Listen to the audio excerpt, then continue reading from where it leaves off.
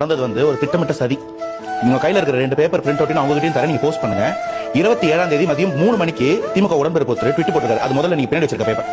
சாயந்தரம் 7:30 மணிக்கு நடக்க போற ஸ்டாம்பீடு மதியம் 3:30 மணிக்கு ஒருத்தர் ட்வீட் போட்டிருக்காரு. இன்னைக்கு வரைக்கும் அந்த ட்வீட் ஆன்லைன்ல இருக்கு, நீங்க செக் பண்ணலாம். அது உங்களுக்கு போஸ்ட்ல வரும். பின்னாடி இருக்கிற பேப்பர் 26ஆம் தேதி வந்த தினமலர்ல வந்திருக்கக்கூடிய ஒரு செய்தி. அந்த செய்தி என்ன சொல்லுதுன்னா, இதை எப்படியாவது இந்த கூட்டத்தை இடைமறிக்கணும், அந்த கூட்டத்தை டைல்யூட் பண்ணணும், அங்க ஏதாவது ஏற்படுத்த முடியுமா, நடந்துகிட்டு இருக்கு, ஏதோ சதி நடந்துகிட்டு இருக்குன்றத ஊடகமா முன்னெரிச்சிருக்க அந்த செய்தி. அதோட லிங்க் நான் தரேன். இன்னும் அவர் முன்னாடியே ஏன் நீங்க இந்த பிரச்சனை மக்கள்கிட்ட சொல்லலாம்னு கேக்குறீங்க.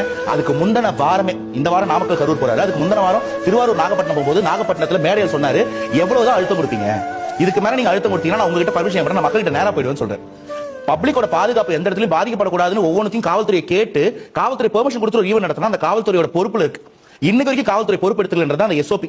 5000 பேருக்கு மேல தாவக ஈவென்ட் பண்ணக்கூடாது, பண்ண பாதுகாப்பு கிடையாதுன்னு சொல்லிட்டு தான் ஒரு இடத்துல 4990 பேருக்கு ஈவென்ட் பண்ணிடும்.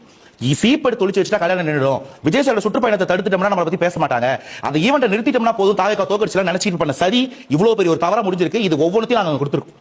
இது இன்னும் மக்கள் மத்தியில இருக்கு. இதை பேசுபொருள் ஆகாம பாத்துக்கிட்டே இருக்கிறாங்க. ஒரு இடத்துல நான் கொண்டு போய் சேர்க்கிறோம். விஜய் சார் பேசினா உங்களுக்கு ஒரு கேள்வி வருது பாத்தீங்களா, இதுக்கு பின்னாடி இருக்கிற நரேஷன் லேட்டா வந்தாரு, இந்த மாதிரி மக்கள்கிட்ட சொல்லல, தாவக எடுத்து கூட்டத்துக்குள்ள போக கூடாதுன்னா எங்களுக்கு கொடுக்கப்பட்ட ஒவ்வொரு இடமும் அந்த மாதிரி இடம் தான். ஒரு புது கட்சி ஆட்சி அதிகாரத்துக்கு வந்து நிக்குது, பண்ற தப்ப கட்டஸ் பண்ணுதுன்னா ஒரு இடத்துலயும் தடுக்கிறாங்க. நான் வரமாட்டேன் சொன்னா மக்கள் எப்படிதான் சந்திக்கிறதுன்னு ஒரு கேள்வி இருக்குல்ல.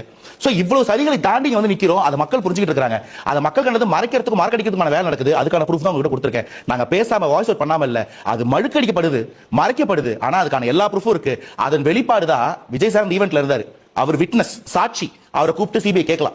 சம்பந்தம் இல்லாத ஒருத்தர் நீ கூப்பிட்டு கேட்கறான்னா என்ன காரணம்? அதுதான் உங்க கையில இருக்கிறதான ப்ரூஃப். இதுல ஏதோ நடந்திருக்குன்றதா நாங்க அன்னிலன்னு சொல்றோம். அதை கோர்ட் சொல்லட்டும், நாங்க நீதி வேலை நம்பிக்கை உட்கார்ந்து இருக்கோம். சீக்கிரம் உண்மை வெளிப்படும், நீதி வெல்லும்.